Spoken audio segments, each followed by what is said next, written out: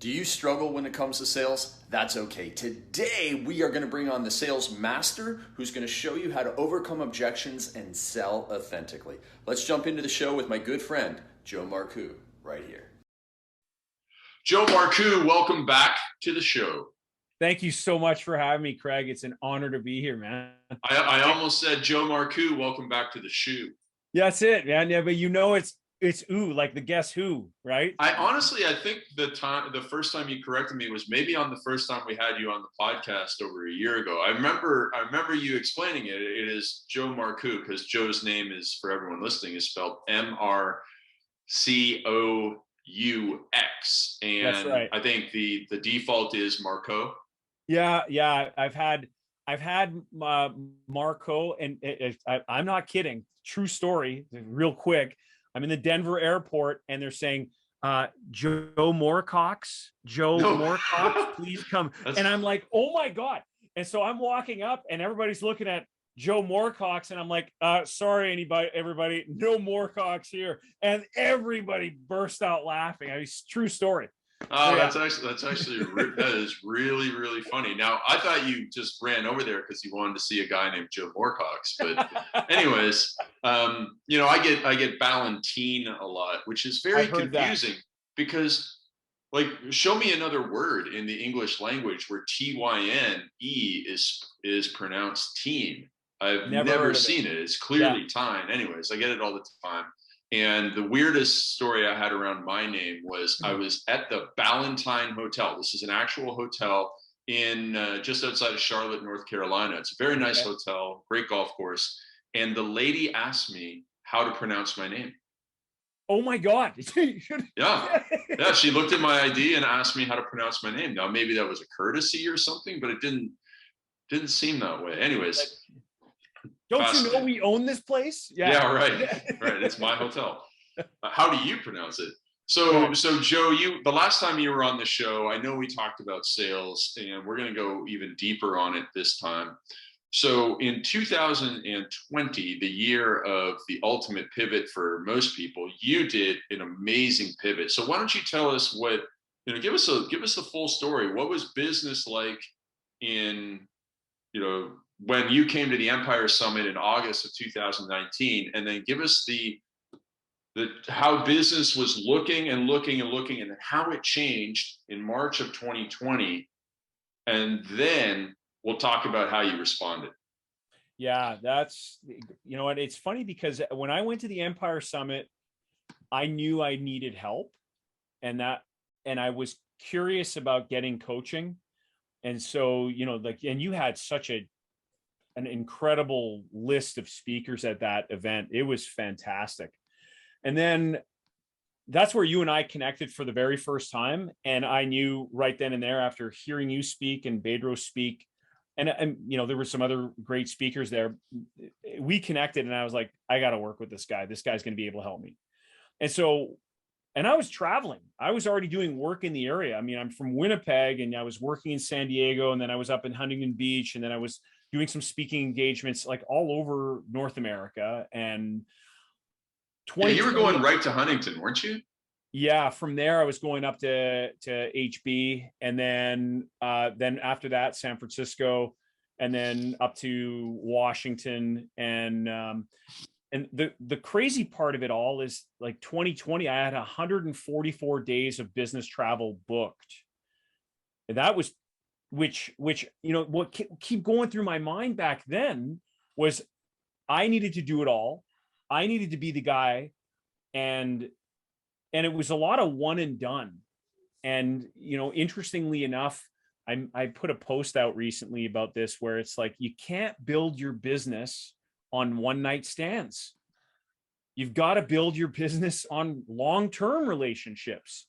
Like, think of the concept of a one night stand. So I was doing like 144 one night stands, and it's a lot of people were saying, wow, you're on these airplanes and you're living in hotels and blah, and it's this lavish lifestyle. And you and I both know, Craig, there's nothing lavish about it. And so there's very little lavish about it, that's for sure.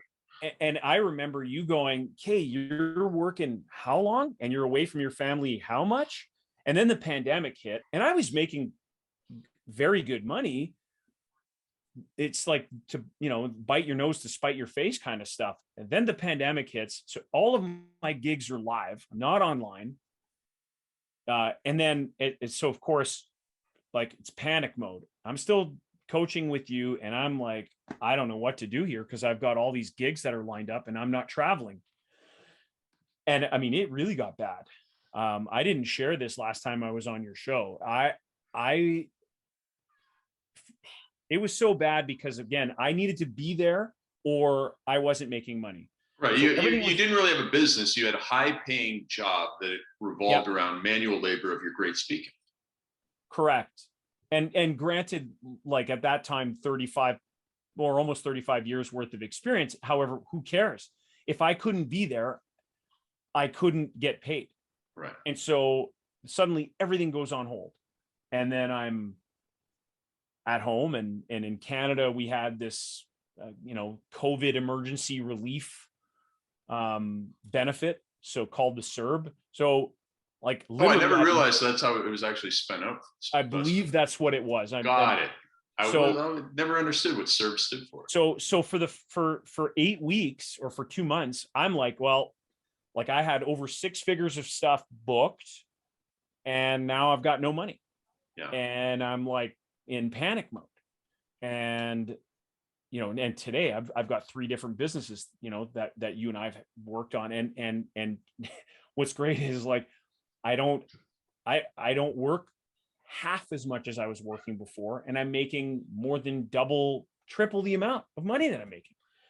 So no more one night stands. It's all long-term relationships. Oh, no, right? yeah, like most of that's recurring revenue. All of it is. Got it. All of it is. This was the big turning point. And I mean, I was admittedly still getting coaching from you, and I hit a depression. I'm taking a government subsidy, which is completely like, I mean, I feel like something's sticking to me right now when I think of it. Yeah. And it's like not to say that, people can't. I took advantage of it. And that it got to a point where I was in like, why the F am I doing this? And here's the worst part. I don't drink during the week. I have one of my rules is don't drink during the week. I have like a day where, and I'm not saying I'm drinking to excess. It's just like, no, these are the days that I will, or the day that I will, because I don't work the next day. Yeah. And I need to be at the top of my game. It's important because people are paying me. And so back then I didn't have any work. So guess what? I'm drinking every day and like drinking every day. And then all of a sudden I've catch myself drinking banana liqueur and I'm going, who drinks this? Yeah. And because that was all that was left. Yeah. We drank it all out. Right. And I'm like, what am I doing? And then I got on a call with you, and literally within 3 weeks of that call, I had my first webinar on talking about the benefits of handling objections. I got 2 people to sign up for the SOS Dojo. And it was the conversations that you and I had. And it was like, hey, Joe, you got to do something. And it was literally your kick in the ass that got me to just, okay, take action already, even if it was imperfect. And it was in hindsight, I look at it now, and it was a terrible webinar. Still had 44 people show up. Wow, to my first ever webinar. I used old America Online, like AOL.com email lists. Like, 90% of those people don't even exist. Didn't matter. It had 44 people show up, 2 people sign up. That's great. And that was the beginning of recurring revenue. And then suddenly it was like, we're on to something here. And then and what's interesting is those 2 people are still in the dojo today. That's amazing. Yeah, it's awesome.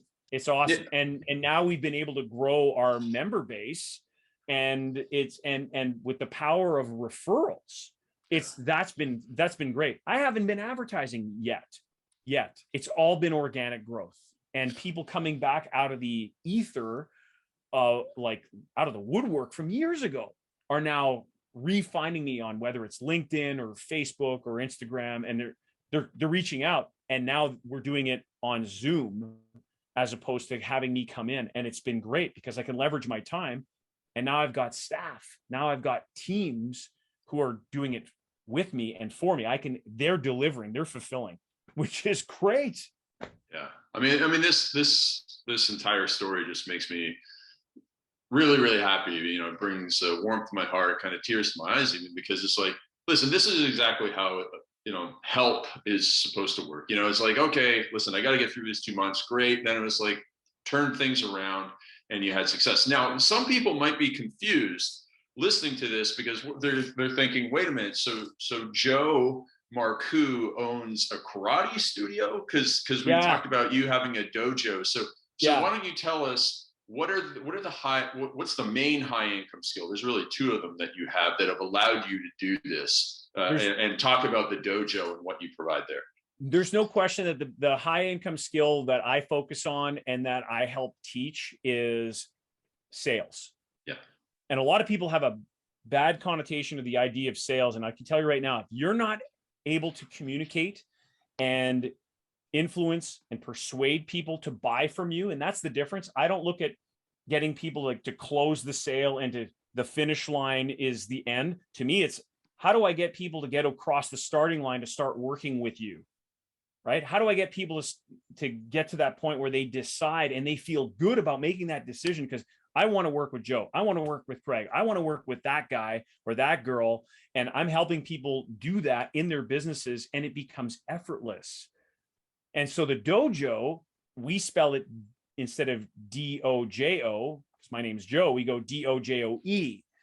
So it's the Sales Objection System, or SOS Dojo, and people come into the dojo, and instead of a one-night stand, no, you're coming in week after week, and we're stacking different objections, and then we go into sparring practice like you would on a real sales call. Yeah.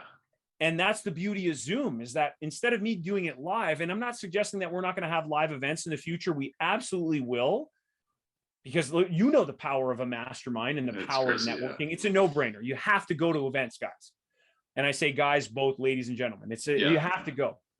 That being said, the community that we've built, like we've had people just go over their 52-week, and so the 1-year anniversary of being in the dojo. And I'm not kidding. People are in tears of when we say, we start all of our dojo sessions of, okay, what's your win of the week? What's the wow? And everybody in the group has to share, because the groups are intimate. They're anywhere between 6 to a maximum usually of 9 people in the group. So we all get to know each other over time. So what's your win of the week? Well, we just had people going over what's your win of the year. And literally it's been, this thing changed my business around. And like you, we've been able to help people make more sales, lower their stress, work less, grow their business. Because without sales, you have no money. Without sales, you can't do any philanthropy. Without sales, you can't pay rent. You can't pay for ads. You don't have sales, you don't have a business. Well, you are building the home of your dreams. So right now you're in your lakefront cottage and you're building a home just down the road from there? Yeah, literally it's down the water. So you can't see right now, and it's raining out right now. That's okay. Even in the rain, this place is absolutely gorgeous. We're on Lake of the Woods in Kenora, Ontario. And it's paradise, man. I mean, that's great awesome. Fishing, rocks and trees and gorgeous water and quiet. And it's just fantastic. And we have incredible internet, so I can work from here. I mean, I'm living the dream, man. I'm living the dream. So yeah, down the way we bought an acre and a half, and it's on a rise, and we have the plans for our dream home. And I told you right before we started, I showed you a couple of photos of my daughter who just got married. I mean, we're already thinking in the future, there's going to be a time where we're going to have little people running around. And, Shanda and I are going to be grandparents. So I talk about having a powerful why, and so do you. Simon Sinek, start with why. Why am I getting out of bed? For me, I get out of bed at 5:30. And I do my magic time. And if you haven't picked up the perfect day formula by now, go do it. And Craig, you know this. I buy copies of the perfect day formula for everybody who does my Army of One sales training program. It's like, this is prerequisite reading. I buy it for them. They have to use it.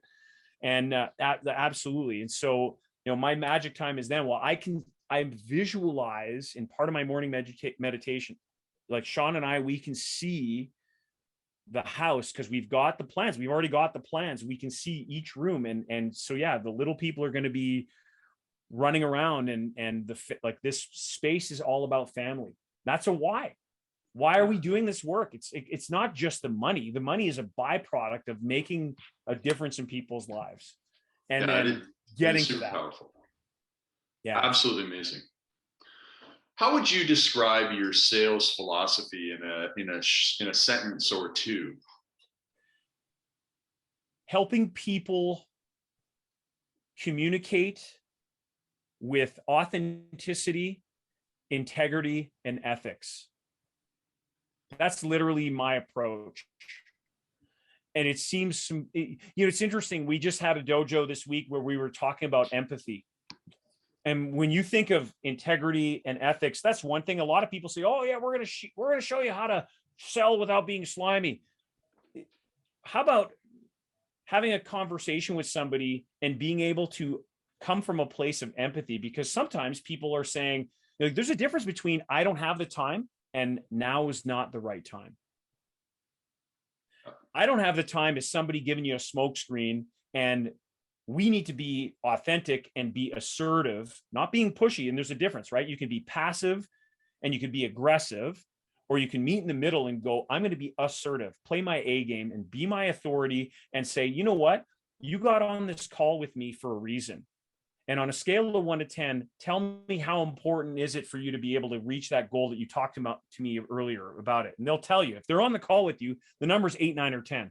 So then the question becomes, then how does not doing this with me, or how does not buying this product or coming onto this program serve you? How does not doing this serve you right now?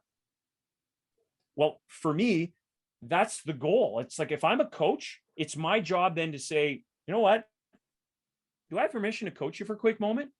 And you've taught this. I'm going to lean into that conversation, because if I'm on the call with somebody, I'm going to then ask, do I have permission to coach you for a quick moment? And any of you coaches listening right now, if you're not sure, that's the opportunity for you to lean into the tough conversation and say, listen, you got on this call, and they're going to say yes, right? The prospect's going to say, sure, because they're going to take the free coaching. Good. As your coach, I'm kind of befuddled right now. You got on this call and you told me earlier, if you did a good job of discovery, this pain point. So on a scale of 1 to 10, how important is it for you to be able to solve that pain point? And then they're going to tell you it's 8, 9, or 10, because they're already on the call. If it ain't important, then you're not coachable. Move on. Like, really. Yeah. Man, that's powerful. Now, how the heck did you get started in sales? Oh, this is great. You're asking good questions, brother. I love it. I was 15 when I started lifting weights. That's right, around the same age as me. I'm 5'9". I had somebody in the dojo recently ask me, "So what are you, 6'4"? I'm like, awesome. No way. 5'9". Yeah. I'm in the short class, and I'm okay with that. Hey, that's my height, man. Genetics are what they are. If I come across as being 6'4" and I'm actually 5'9", that tells me a lot about the energy that I'm giving to people. So fantastic. I appreciated that. And this woman, Michelle, is a sweetheart, which is also fantastic. So I started lifting weights at 15, and I had a huge interest in fitness and how it changed my life. And at the age of 18, I was given the opportunity to manage a specialty fitness equipment store in Winnipeg. By the age of 20, I was given the opportunity to either buy into the store, and there were too many ladles in that soup. So I said, forget it. I'm going to open up my own, literally at 20 years old. And I think about it. I mean, I've got kids that are in their 20s and one that's 30. And it's like, no way they wouldn't do it. And I'm thinking at 20, like, how many 20-year-olds, and I'm not saying that to impress anybody. I was just so driven to go out and go, this is what this did for me. I want to help people. And it was all high end. It was like high end exercise equipment. And by the age of 25, I did a merger with my store, which back then was called Precision Fitness. And we merged with a company called Fitness Depot in Canada. And we were the 7th or 8th location. And then within a short period of time, there were within a year and a half, there were 38 locations across Canada. And I was in that when the expansion happened. So I learned a lot about systems and growth and HR, and sales was my thing. I was the top sales guy in my store. I was getting shipped around to help open up new stores. And then I left because of conflict of interest, because I just didn't feel that they were in the same headspace that I was. There was more to it than just the money. And they're still around, and I'm not knocking them. I'm simply saying that there's philosophy. There was a philosophical difference and some of the people that I had those problems with aren't there anymore anyways. And I'm glad that I had that opportunity. So to answer your question, I started in the fitness industry, exercise equipment, high-end retail.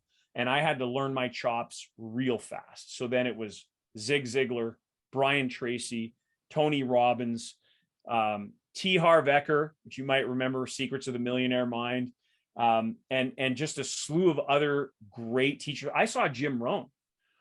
Jim Rohn was classic. Tony Robbins' coach. And Wow. I got an opportunity to see Jim Rohn when I was really young and to talk about impact. And so, yeah. And then, of course, Mark Victor Hansen. I did several workshops with him, Jack Canfield, which those two guys were chicken soup for the soul. And so, yeah, a lot of good. I didn't have any fear of spending money on education. And I still don't today. I mean, I'm still paying you for coaching, and it's paying off dividends. Huge. That's amazing, man. Absolutely amazing. Now, when you were a kid, what did you want to be?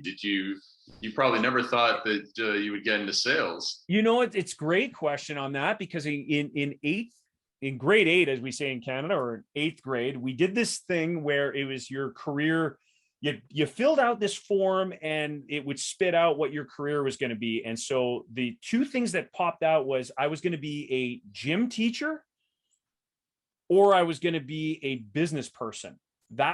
And so going into fitness and selling exercise equipment really fit the bill. And then, of course, it morphed from there, because now doing what I'm doing, I mean, I have a lot of different businesses in the dojo and in people hiring me for my sales training in the bicycle industry. You and I met, and I was big in the electric bicycle industry, and I've been able to expand well beyond that, which is fantastic. And I worked a niche for a really long time. The bicycle industry has been excellent to me, and I'm still getting asked to go and work with retailers and manufacturers of bicycle brands and their retailers and whatnot. And of course I will. The coaching side and the fitness and personal trainers I always go back to where my beginnings were. And it was, I was doing personal training when that wasn't even a vocation. People go, what, personal trainer? What, are you in Hollywood? And they used to bug me back when I was a kid. And now it's like, I mean, we all know it's a viable living. Of course, now if we can leverage, I'm helping leverage everyone's efforts with my work. I can get to multiple people living a better quality of life through the benefits of exercise, because that's still a vision statement that I have on my vision board at home. That's amazing. Now, then what would you give advice to young people today when it comes to sales? I mean, if I could go back in time, I would tell my younger self to get a job doing face-to-face sales, nose to nose, toes to toes. I think that's one of the greatest skills of all time. But if somebody wants to learn sales and where to start with sales, or have even the concept of sales, what would you say to those folks, or even folks of my age that are new to it? Yeah, the one thing that I would encourage is, first thing that I would tell you is be prepared. It's a steep learning curve. Steep. You're going to learn a lot really quick. Be prepared to not take anything personally. Don Miguel Ruiz talks about this in his book, The Four Agreements. Don't take anything personally. You're going to be told no. And on products and services that sell for $1,000 or more, the statistic is you're going to hear the word no 5 times before you get to a yes. So just understand that, or know that you're going to hear no 5 times at least before you hear the word yes.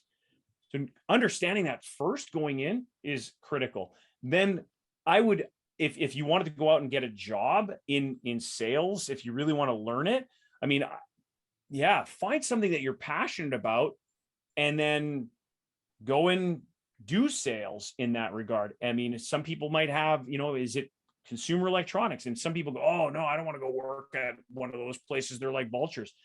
Some of these stores have good programs that you can learn from. And so we have this connotation, and I'll ask you this, Craig, when you think of sales, brutal honesty. What's the first thing that comes to mind when you think of the word sales, right? Man, you know where I'm going with it. Yeah, honestly, it's because every time I've ever gone to a sales training session or a presentation, people use the line, when you think of sales, you think of a used car person. Exactly. Like it's just forced into your head, and it's stupid because it's sales trainers that are saying that. Right. Yeah. And the truth of the matter is, I remember, Best Buy, Future Shop, these like Best Buy used to have a terrible reputation in terms of their salespeople, because if you really want to learn and you really want to grow, you can go into a place where you're 100% commission based. Now, of course, the problem with 100% commission based in some cases is the managers, if they're also 100% commission based, they'll eat their young because they want to make the commission and they take it away from their rookie people. So a manager in a good world would get remunerated on their team's sales where they help grow their team, as opposed to the manager making commission on sales. It just doesn't make any sense to me. So that's where good mentorship comes in. I think that the other thing too is, so you take the passion that you have a powerful why, and then get out there and belly to belly, whether it's on the phone, whether it's on Zoom. Like there's a need for salespeople. Like and a salesperson is somebody who's out, if you're a really good salesperson, understands what are the right questions to ask. And then I have 2 ears and 1 mouth, so I'm listening twice as much as I speak. And you got to get one of the things that I would say, and I know it's cliche because I am a coach. If it's not me, go get a coach, get a sales coach. If I got a coach earlier on, and I was a business owner, and I mean, I was reading a lot and watching, back then, VHS tapes and putting cassettes in my car and listening to stuff. Bob Proctor, another one that I did a lot of work with him. Those are things that are extremely helpful. You can't stop learning, because some of the techniques that I did 25 years ago, they don't apply today, Craig. It just doesn't work. Well, okay, let's dive deeper there, because we have some folks who maybe learned sales training 25 years ago, 20 years ago, 35 years ago. What the heck have you found that clearly does not work in this day and age, for better or for worse? There's tactics that, as far as, again, I kind of glazed over it quickly. There's a difference between being assertive and aggressive. And I was aggressive when I was younger. And it was the sell at all costs and discounting. I mean, my God, we do a 4-part series in the introduction to the SOS Dojo called "What Kind of Deal Can You Give Me?" It's actually a common question that some people think they're excellent negotiators. Well, we would negotiate at all costs. And a lot of business owners make this fatal mistake. To get the sale, better to get some rather than none. And I disagree with that. Case in point, I'll share with you this story. Here I am in my fitness store. Guy walks in and he was fully loaded. I mean, we knew just by his vehicle out front, he drove up. I mean, we totally profiled him, and it was my turn. It was my up, right? In retail, that's the way everybody had turns. It was my up. And he walked in and he said, "Show me the best treadmill money could buy." I brought him over to a health club treadmill. Back then, there was a brand called Trotter, which is owned now today by Cybex, okay, which is, some people may know that brand. Anyways, I brought him to a health club treadmill for his home. This required an electrician to come over. I mean, it was an $8,000 treadmill. Yeah, you'd go from a 110 to a 220 voltage. It was a big deal. So I showed him an $8,000 treadmill, and I said, and his name was Tony. I'll never forget it. And I said, and again, back then it was sell at all costs, right? In my head, it was like better to get the deal than not. And it's detrimental. And here's why. So Tony, here's a couple of lessons for everybody. Tony said, so I said, "Tony, what do you think? You want to take it?" Not a word. He didn't say a freaking word. And I went, "I'll be right back." So How long? Oh, and this lasted longer. For sake of the podcast, I probably had a bead of sweat going down my brow within like 10 seconds. Like he looked at me, and then he looked up into the air, and then he looked back at me, and he was kind of, I mean, he literally, he was a sphinx. I couldn't read him. And I'm like, I said, let me go see what I could do. He didn't say anything. So I go to my computer, right? Like, I'm not prepared, like totally brutal, $8,000 unit, come back. And I go, I can give you 10% off. I knock off $800, right? And he does this. And I say, let me see what I can do. And I leave. Like, I don't ask, like, oh yeah. I go back, embarrassingly, again, I was 23 at the time. Okay. Sure. So like I'm in my 50s now, kids. So let's be abundantly clear. There's a lesson to be learned here. I discounted it $1,500. $1,500 of profit, right? And anyways, I'm literally at my wit's end. So here's the lesson. I've knocked off $1,500 to try to sell a $8,000 health club treadmill to this guy's home, and I'm like, well, I'm not making any money on this deal, and I'm like, this is the best I can do, and I'm done. And Tony says, Joe, raises his hand. He says, like, with his hand, he's saying, stop. I'll take it. Right? He literally goes, I'll take it. So I'm now relieved, and I'm thinking, well, at least I'm justifying. So like, think of it. I'm making a justification. Well, at least I'm moving merchandise and I'm getting a new client, right? No, totally wrong. Shouldn't have done it. Big mistake. We get to the counter, and I'm writing him up, and I'm getting his address for delivery. And I mean, that's a gong show in and of itself. Anyways, because it's a heavy treadmill, and it's going to take 4 guys to deliver it instead of 2. So he says, Joe, can I offer you a couple of words of advice? I said, this is from Tony? Sure. Tony. Yeah, sure, Tony. What's up? He's like, I was going to pay full price. My jaw was like out of like a Bugs Bunny cartoon. King! Like, I was like, I had burnt $1,500, and because number one, I was impatient. I had asked him, and he didn't say anything. So I immediately started discounting because I thought it was all about price. Like, all of these strategies that I had learned previously of close at all costs. And here's the real thing. I was resentful, not of him. Like, I could have easily pointed, it's all this guy Tony's fault. And listen, we all know when you discount, you resent your clients. And really, you should be resenting yourself because you're the one who discounted. And a resentment, right? Like, the expectation is a resentment in hiding. One of my mentors says that, and it's so true. And Tony wasn't expecting the discount. Here's the crazy part. He said, I was going to pay full price. You just didn't let me figure out which credit card was the best one for me to use on this transaction. And I was screaming an F word as loud as you could possibly scream in the back of my mind at that point. $1,500, kids. I literally like took the lighter and burnt $1,500 because I was impatient. If there's one thing that the old tactics were move quickly, there's times to move quick in a transaction, and there are times to just hit the brakes and allow people to reflect and just be patient. And we teach that.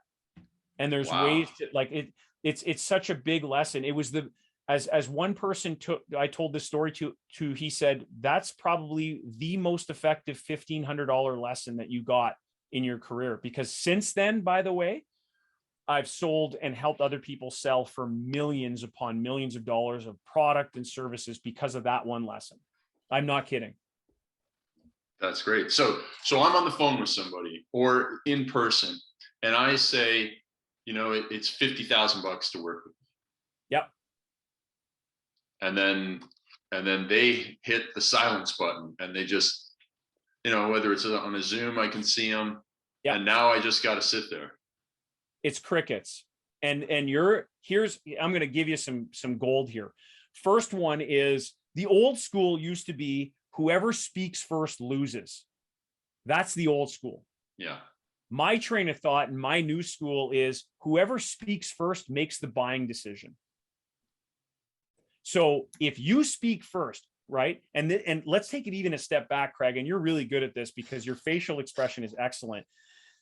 If you ask a lot of the listeners right now to mention their price, here's what they usually do. They dilly-dally and they feel bad about it. It's like, yeah, how much is your program?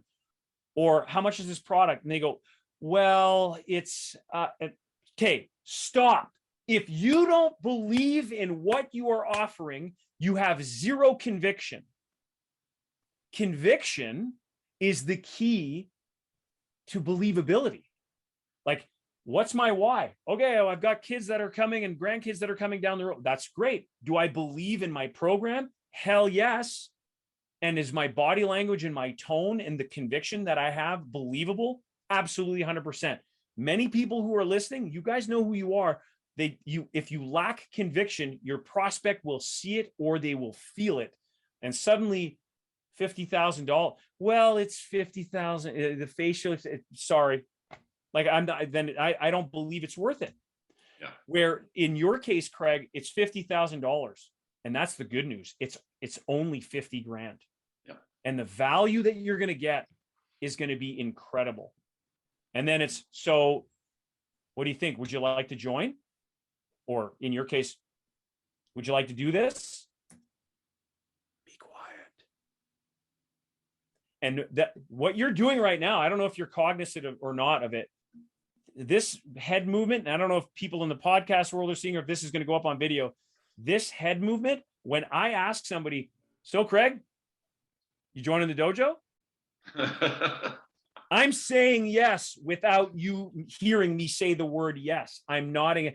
If you said to me, hey, Joe, what kind of deal can you give me? And I said, hey, Craig, I appreciate that you're looking for a good deal. What exactly did you have in mind? I'm telling you with my yes that I'm saying yes. I'm going to give you a good deal.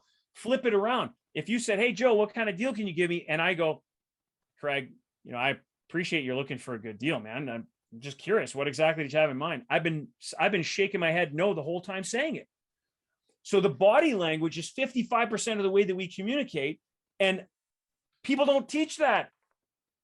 We do, so that you can maximize your sale communication. It's Jedi mind stuff. It truly works. Yeah, that's super powerful. I love that.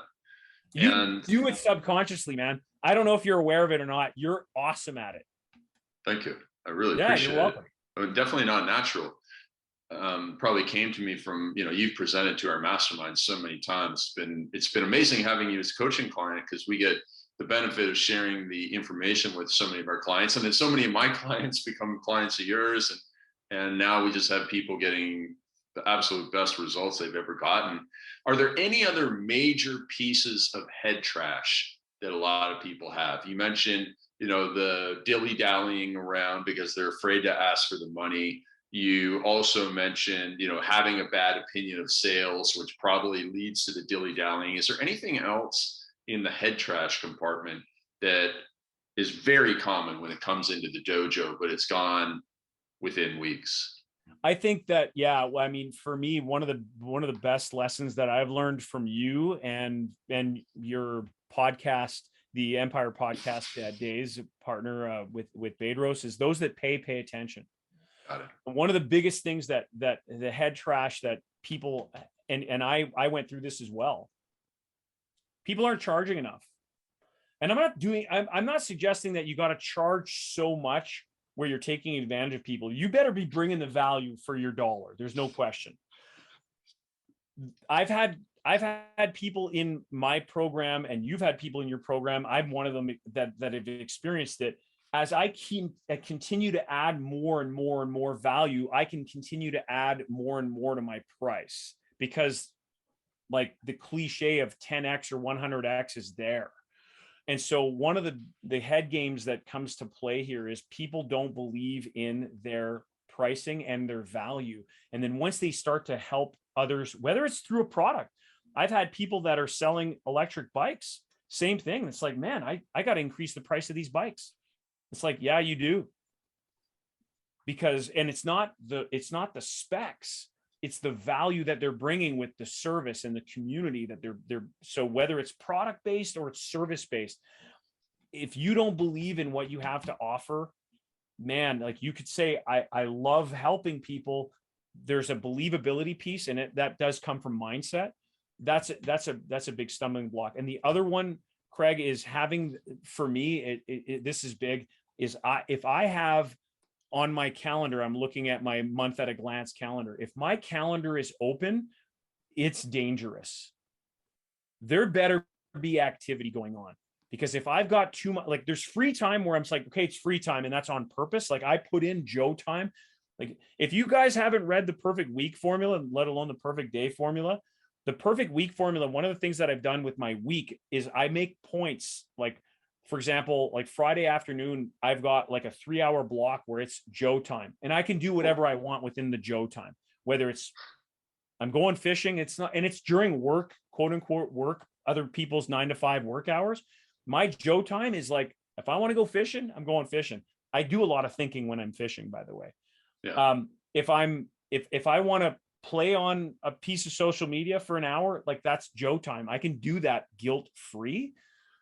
What I'm talking about is if I have open space where I don't have work, non-urgent important work, which is usually my morning time, or a meeting, a sales call, if I've got too much free time on my hands, Craig, it's dangerous.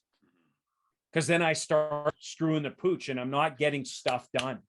Yeah. And so it's important for me to, if there's something that's going to help my mindset, like, again, it's not being busy for the sake of being busy. It's being effective with my time. And like the perfect day and perfect week formulas have really been helpful for me to be able to maximize. And what we do in your mastermind has always been great, because every time we get back together, I revisit that space and I go, okay, what's the best use of my time? And as I eliminate things, and then I get to maximize my effectiveness, it's not being efficient. Like one of my habits, I still have got a bad habit of checking email too often. And I get this headspace of, I've got to get more email gone. Like, and you taught me, it's like, hey man, let people get used to you replying in 48 hours versus 24, so that you can get your urgent and or non-urgent important work done. And you're absolutely right. Like turn off email. It's valuable. So yeah, it's as salespeople, we need to be doing what we do best, sales. So if I'm spending too much time on social media or on email and I'm not selling, it's terrible. Terrible. Yeah. I love that. Routines are so powerful. So what is Joe's morning routine, post-COVID? You were on the road and so much, so we won't talk about the on the road morning routine, but what does it look like after now you've had over a year to dial it in? Thanks to you, 5:30 a.m. wake up time. Yeah. Well, it starts at 9:44 the night before. 9:44 is my reverse alarm. And it's like all electronics are turned off, and it's either chamomile tea or a good conversation with Double S, aka Shanda Stevenson, my wife. So we chat, we talk about our day, we have some snuggle time, and then we head to bed within that hour. I wake up at 5:30 every day. I've ground the coffee the night before, so I don't wake Sean up, I use a Bodum. So coffee grinder goes off the night before. So I have all my stuff. My clothes is put out for my morning workout. Yeah. So I wear my morning workout clothes, even though I don't go work out right away. Got it. When I'm here, the way that I do it is here at the lake. It's 5:30. Start the kettle, so it's super quiet. Coffee grinds are in the Bodum. Then I shave. I shave every day. It's one of my morning rituals. Then I'll jump in the lake. Like, I don't care how I'm big into cold water immersion. And so it's a quick jump in the lake. I don't sit there for 10 minutes. I jump in the lake, go for a quick swim. I'm in there for maybe 60 seconds to a minute. And I'll do this like cold. It's in Canada, eh? And then they come back out, and then I get dressed. And then by the time I've got my first cup of coffee and like everything's really ready to go, it's 6 a.m. So within 30 minutes, I'm shaved, showered, sitting down in my soon to be workout gear. And for the next 90 minutes, non-urgent, important. Bam. 7:30, Shauna comes in with her cup of coffee and maybe my second one.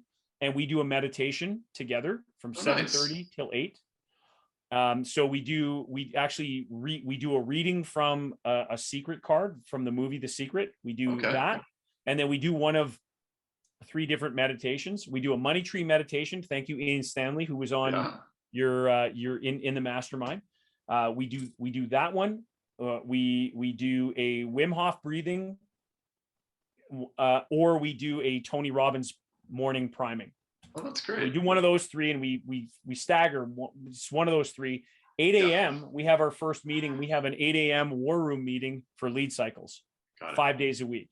So Monday through Friday. So we have that 8 a.m. meeting, and and you've been able to show us the way in terms of how to have good meetings. So if you've never done Craig's program in terms of how to do good meetings, let me tell you, game changer.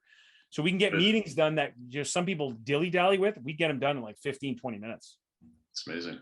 Yeah. So that's the routine from 5:30 all the way till about 8:30. And then it's first meetings after that, whether it's sales or whatnot. And I'm usually working out by around 10:30 in the morning, but I'm dressed for it first thing.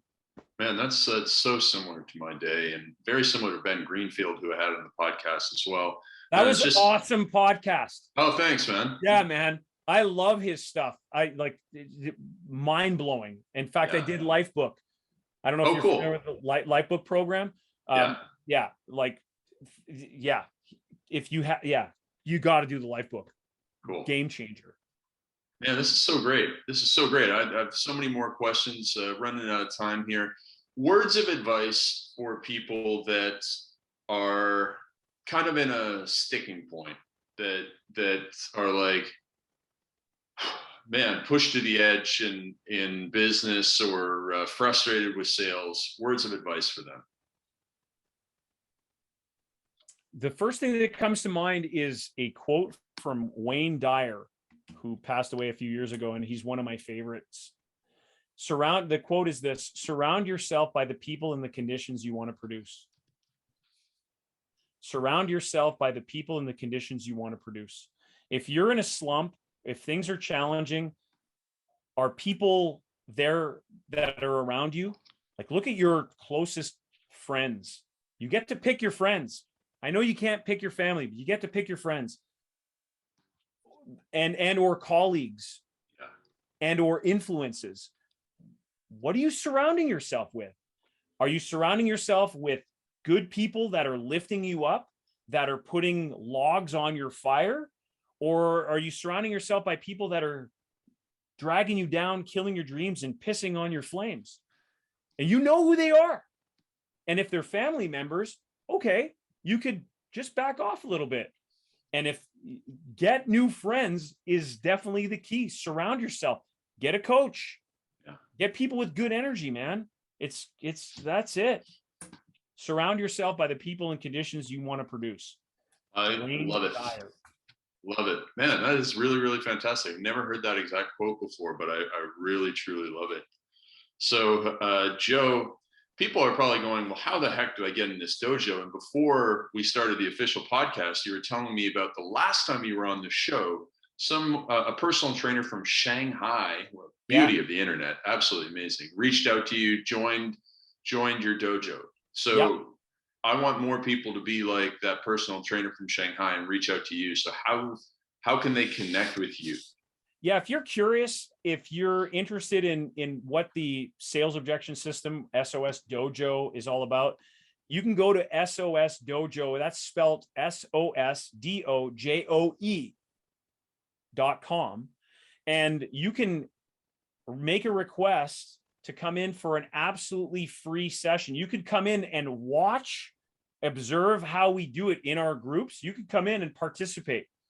That's how we want people to learn what it's about. This way you can actually experience it. So all you got to do is say, yeah, I'm curious. I'm interested. I want to check this out.